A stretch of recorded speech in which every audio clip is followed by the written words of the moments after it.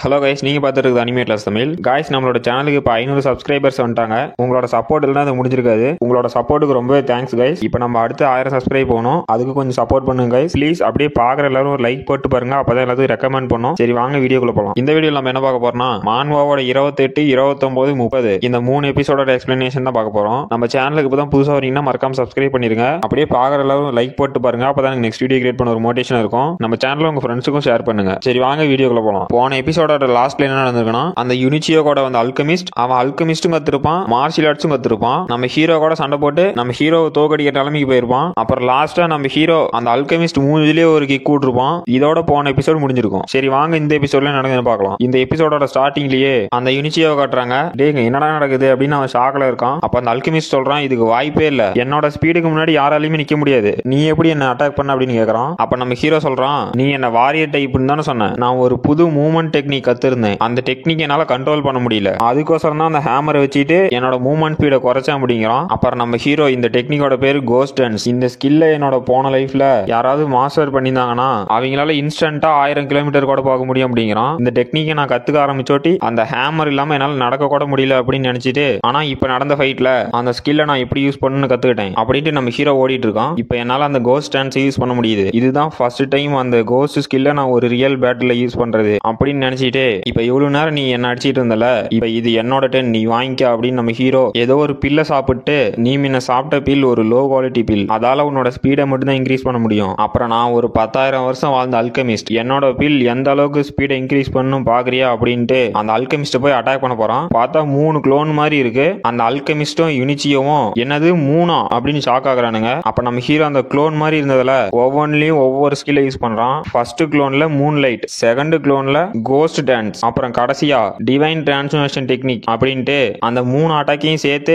Divine Moon dance அப்படின்னு ஒரு பேரே வைக்கிறான். அப்புறம் பார்த்தா அந்த அல்கெமிஸ்ட் நம்ம ஹீரோ அடிச்ச அடியில அந்த அல்கெமிஸ்ட் செத்தே போயிட்டான். அப்ப அந்த யுனிச்சியோ என்னது டே அல்கெமிஸ்ட் நீ செத்துட்டியா அப்படின்னு ஷாக் ஆகுறான். இப்ப நம்ம ஹீரோ இது உன்னோட டென் அப்படின்னு யுனிச்சியோ கிட்ட வரான். அப்ப அந்த யுனிச்சியோ, டே என்ன விட்டுறா, நான் உன்னை கெஞ்சி கேட்கறேன், உன் காலில் கூட விழுவுறேன், நான் இன்னசென்ட், உன்னை கொல்ல சொல்லி அந்த தேர்ட் பிரின்ஸ் தான் அவனை அனுப்புறான், எனக்கு எதுவும் தெரியாது, என்ன கொன்னுறாத அப்படின்னு கதறிட்டு இருக்கான். அப்ப நம்ம ஹீரோ இதெல்லாம் முடிய போகுது அப்படின்ட்டு அந்த யுனிச்சியோட தலையில ஒரு கிக் வர்றான். பார்த்தா அவனோட தலையே திரும்பிக்கிச்சு. அப்புறம் அவனும் செத்து போயிட்டான். அப்ப நம்ம ஹீரோ அவங்க 2 பேத்தையும் பார்த்து, நீங்க பண்ணதுக்கு நரகத்துக்கு தான் போவீங்க, நரகத்துல நீங்க 2 பேரும் மீட் பண்ணிக்காங்க அப்படிங்கிறான். அப்புறம் நம்ம ஹீரோ நினைக்கிறான், இவங்க இந்த ஃபாரஸ்ட்ல செத்ததுனால இந்த ஃபாரஸ்ட்ல யார் இருந்தாங்கன்னு இன்வெஸ்டிகேட் பண்ணுவாங்க, அதுல கண்டிப்பா நாங்க இருந்தது தெரியும், அதை எப்படியாவது சமாளிக்கணும் அப்படின்னு நம்ம ஹீரோ யோசிக்கிறான். அப்புறம் ஒரு வாரம் கழிச்சு கிளவுட் ஷேடோ டவுனோட கவர்மெண்ட் ஆபீஸ் காட்டுறாங்க. அங்க உண்மையான கல்பிரேட்டை கண்டுபிடிச்சிங்களா, அந்த யூ ஃபேமிலில இருந்த எல்லாருமே செத்து போயிட்டாங்க, என்ன பண்ணிட்டு இருக்கீங்க அப்படின்னு ஒருத்தன் கத்திட்டு இருக்கான். இவன் ஸ்பெஷல் என்ஃபோர்ஸ்மெண்ட் ஆபீசர். அந்த என்ஃபோர்ஸ்மெண்ட் ஆபீசர் நம்ம ஹீரோவை பார்த்து, அந்த யுனிச்சியோட மொத்த டீமையுமே யாரோ கில் பண்ணிட்டாங்க,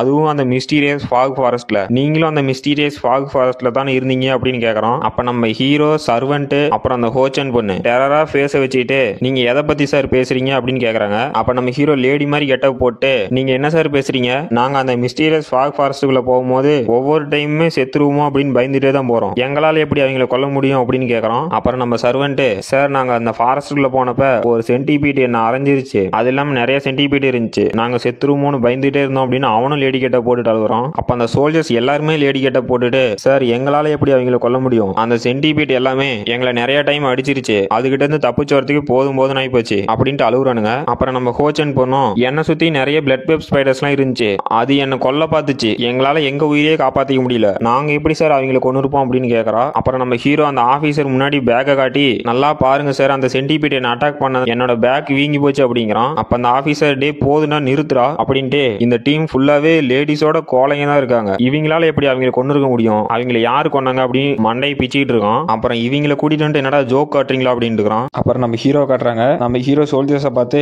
நீங்க எல்லாம் நல்லாவே நடிச்சீங்க, அந்த முட்டாளுங்க யார் அந்த யூ ஃபேமிலி கொண்டாங்க அப்படின்னு தெரியாம கடைசி வரைக்கும் தேடிக்கிட்டே இருக்கட்டும் அப்படின்ட்டு, அப்புறம் உங்களோட ட்ரைனிங்க்கு வரலாம், நீங்க ஃபியூச்சர்ல யாரெல்லாம் குயின் பிளட் ஸ்டேஜோட லெவல் 9க்கு போறீங்களோ அவங்க எல்லாத்துக்கும் ஒரு பாடி டெம்பரிங் பில் தருவேன், அதை வச்சு நீங்க பிரேக் த்ரூ பண்ணலாம் அப்படிங்கிறான். அப்புறமேட்டு யாரு சக்சஸ்ஃபுல்லா பிரேக் த்ரூ பண்றீங்களோ அவங்களுக்கு எக்ஸ்ட்ரா 20 கோல்டு காயின் தருவோம் அப்படிங்கிறான். அப்ப சோல்ஜர்ஸ்லாம், தேங்க்யூ யங் மாஸ்டர், உங்களை மாதிரி நல்ல மனசு யாருக்குமே வராது, உங்ககிட்ட சோல்ஜர்ஸா இருக்கிறதுக்கு நாங்க தான் பெருமை பண்ணோம் அப்படிங்கிறானுங்க. அப்புறம் நம்ம ஹீரோ யோசிக்கிறோம், இந்த பாடி டெம்பரிங் பில்லாம் நல்லா தான் இருக்கு, இதோட அட்வான்ஸா ஒரு பில் கிரியேட் பண்ணும் அப்படின்னு யோசிச்சுட்டு இருக்கான். அப்புறமேட்டுக்கு மெடிசன் கார்டன்ல காட்டுறாங்க. நம்ம ஹீரோ ஏதோ பில் ரெடி பண்ண போறோம். நான் இப்ப bear tendon tiger bone pill, இது வந்து ரேங்க் 3 மெடிசன் பில், இந்த மெடிசனை என்னால செல் பண்ண முடியாது. ஏன்னா அந்த தேர்ட் பிரின்ஸ் அப்படி இல்லைன்னா அந்த லின் ஷியான் யூ இவங்க எல்லாம் யாருக்காவது என்னால ரேங்க் 3 மெடிசன் பில் கிரியேட் பண்ண முடியும்னு தெரிஞ்சாவே அவங்க என்ன ஃபோர்ஸ் பண்ணி அவங்களுக்காக வேலை செய்ய வைப்பாங்க. அதனால நான் யாரு கண்ட்ரோல் கீழே வரக்கூடாது, நான் ஸ்ட்ராங் ஆகணும் அப்படின்னு நம்ம ஹீரோ நினைச்சிட்டு இப்ப ரிக்ரெஷன் கிராஸ் ஆட் பண்ணா கரெக்டா இருக்கும். இந்த கிராஸோட எசன்ஸ் அந்த பிளாக் அயனான் புல்லோட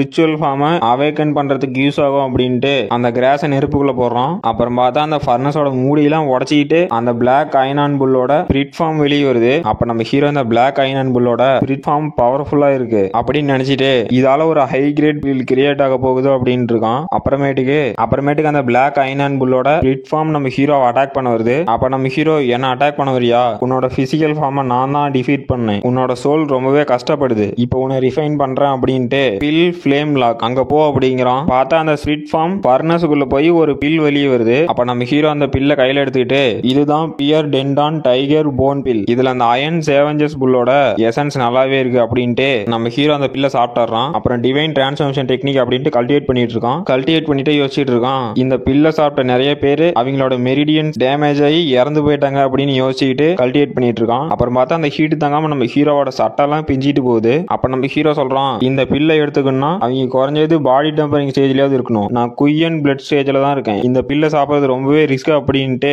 இது ரேங்க் 3 மெடிசன் பில், இதால என்னோட மெரிடியன்ஸ் ஃபுல்லா கூட டேமேஜ் ஆகி போயிடும் அப்படின்னு யோசிச்சுக்கிட்டு நான் 10,000 வருஷம் வாழ்ந்த அல்கெமிஸ்ட், என்னால இதோட டேமேஜ் குறைக்க முடியும் அப்படின்ட்டு உன்னால முடியும் குயிஃபாங்க அப்படின்னு கத்துறான். அப்புறம் பார்த்தா அந்த ரூம் ஃபுல்லா பிரைட்டா இருக்கு. நம்ம ஹீரோ பிரேக் த்ரூ பண்ணிட்டான். இப்ப குயன் பிளட் ஸ்டேஜோட லெவல் 8ல இருக்கான். அப்புறம் நான் 10,000 வருஷத்துக்கு மேல வாழ்ந்த ஒரு பில் கார்டு, என்னால ஒரு லெவல் தான் பிரேக் த்ரூ பண்ண முடிஞ்சா அப்படின்ட்டு மறுபடியும் ட்ரை பண்ணணும் அப்படின்ட்டு கல்டிவேட் பண்ணிட்டு இருக்கான். அப்ப நம்ம ஹீரோ பிரேக் த்ரூ பண்ணிட்டான். அந்த ரூம்ல இருந்து ஒரு பவர்ஃபுல்லான வேவ் மாதிரி வெளியே போகுது. இப்ப நம்ம ஹீரோ குயன் பிளட் ஸ்டேஜோட லெவல் 9 வந்துட்டான். ஏதோ குயன் பிளட் ஸ்டேஜோட பிரின்சிபல் அப்படின்னு சொல்லுவானுங்க, அது என்னன்னு தெரியல, நம்ம போக போக பாத்துக்கலாம். அப்புறம் நம்ம ஹீரோ இப்ப நான் லெவல் 9 இல்லத்துல இருக்கேன், என்னால அதிகப்படியான பவரை உணர முடியுது அப்படின்ட்டு ஒரு பஞ்ச் விடுறான். அந்த பஞ்ச் பார்த்தா ஒரு ஸ்பிரிட் ஹேண்ட் மாதிரி அங்க இருக்க எல்லாத்தையும் உடச்சிட்டு போகுது. அப்புறம் நம்ம ஹீரோ இப்ப என்னோட பவர் ரொம்பவே இம்ப்ரூவ் ஆகிருக்கு அப்படின்னு சந்தோஷப்படுறான். அப்ப அந்த ஹோச்சன் பொண்ணு வந்து, யங் மாஸ்டர் நீங்க அந்த எலிக்சரை சக்சஸ்ஃபுல்லா ரிஃபைன் பண்ணிட்டீங்களான்னு கேக்குறா. நம்ம ஹீரோ அந்த பொண்ணோட வாய மூடி, நான் சக்சஸ்ஃபுல்லா ரிஃபைன் பண்ணிட்டேன், நான் ரிஃபைன் பண்ண நியூஸ் யாருக்குமே தெரியக்கூடாது, உனக்கு புரியுதா அப்படிங்கிறான். அப்ப அந்த ஹோச்சன் பொண்ணு,